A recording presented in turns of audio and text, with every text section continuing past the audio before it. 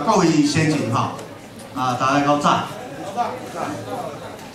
真欢喜有这个机会来主持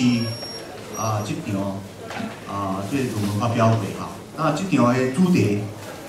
是学问那么学问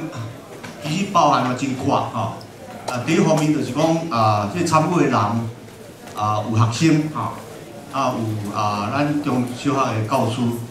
那么有大学的教授还是讲研究机构的人员等等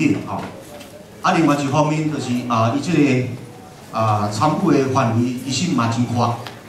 包括政治，包括较社会面的，包括环保人权种安尼咱今仔有3位发表这个论文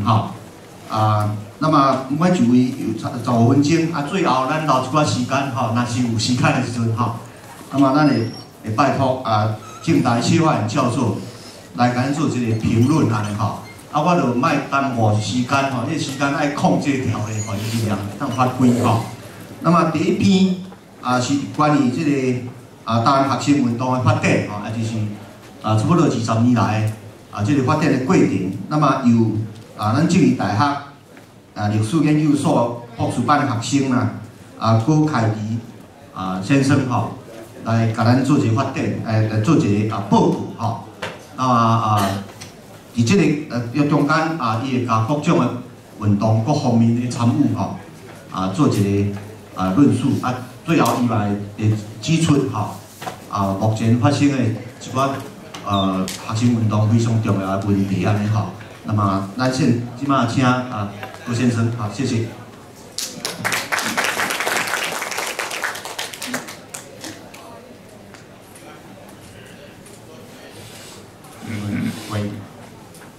主持人林教授、评论人薛教授，在座的各位老师、各位前辈、各位朋友，大家好。那接下来呢，我就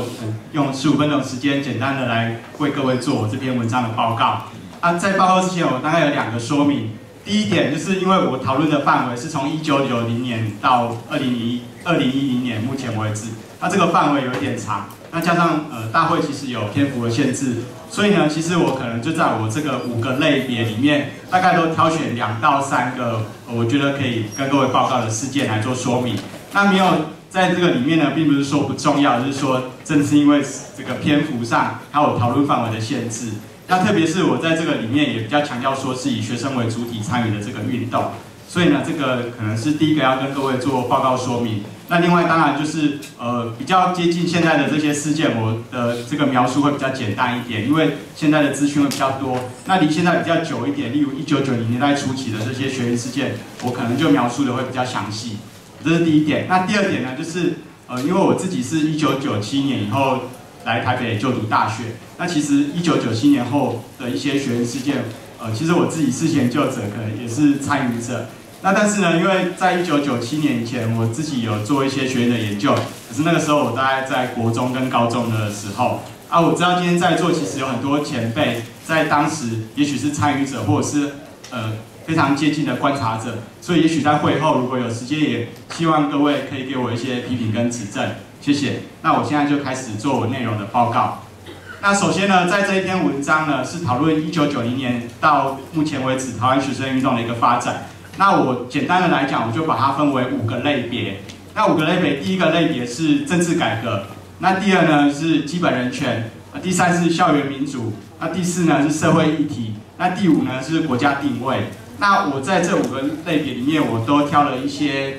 事件来做说明。那因为现在报告时间的关系，所以我就不一一说明。那第一个呢，政治改革里面呢，我想大家比较熟悉，而且事实上也是比较重要的，当然就是1990年3月的野百合事件。那首先台湾野百合事件，因为大家常常会以3月16日学生到那个现代民主纪念馆，也就是当时中正纪念堂的那个广场，作为这个学运开始的时间点，所以大家都说这个是3月学运。但是呢，可能要在这边也跟各位报告，就是详细的看这个学运的过程，因为其实国民大会的自肥跟扩权，大概在2月开始。所以其实3月初已经有很多的学生跟一些社运团体跟学者已经开始做一些行动，所以呢，其实在时间上，我觉得说应该在3月初应该已经可以算是这个学运的开始。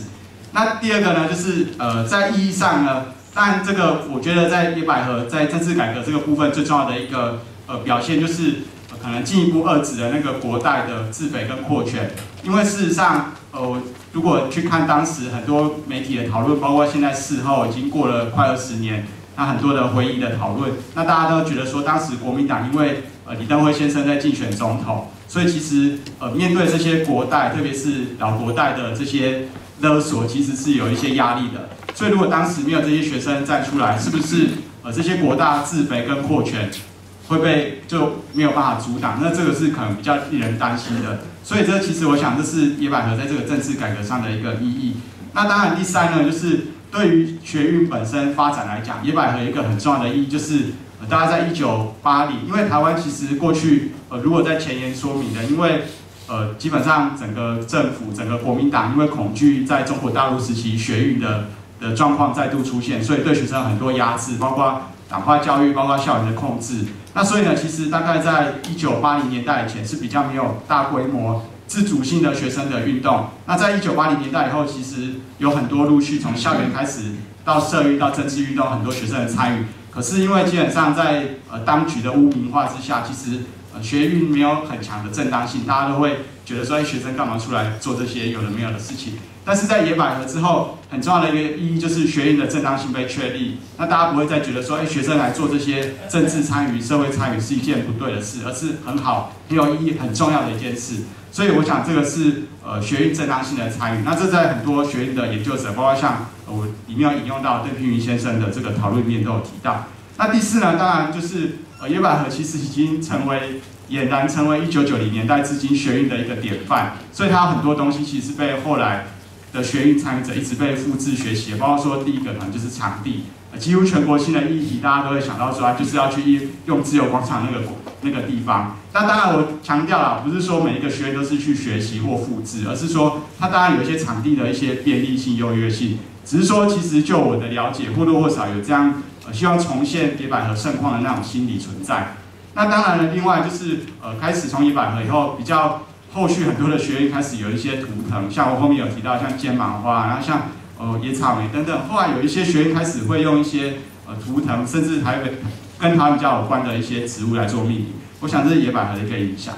这是第一个政治改革的部分。那第二个呢？其实我个人觉得比较重要，其实是90年代以后在台湾学院比较重要的一个影响，其实是在基本人权部分。那第一个其实很重要的就是独台会事件。那其实我个人会认为说。如果从90年代以后台湾学运发展对社会的影响来看，我觉得这个其实应该是比野百合重要的，因为基本上当时大家认为说，戒严跟动员戡乱时期陆续废除以后，台湾应该已经理论上进入了一个自由民主的时代。可是当独台会事件发生以后，大家才发现说，其实我们这个国家还有很多恶法没有废除。所以呢，因为独台会事件引发学生强烈的抗议不满，然后跟很多社运团体以及学者合作。基本上后来废止的惩治叛乱条例、叛乱时期减速匪谍条例，甚至让那个刑法第100条修正，那事实上其实是已经等同废止这样。那所以呢，其实我觉得在整个台湾发展的这个历史意义上来讲，我觉得其实独台会的这个学运可能是比较被忽略，但是我认为它有很高的。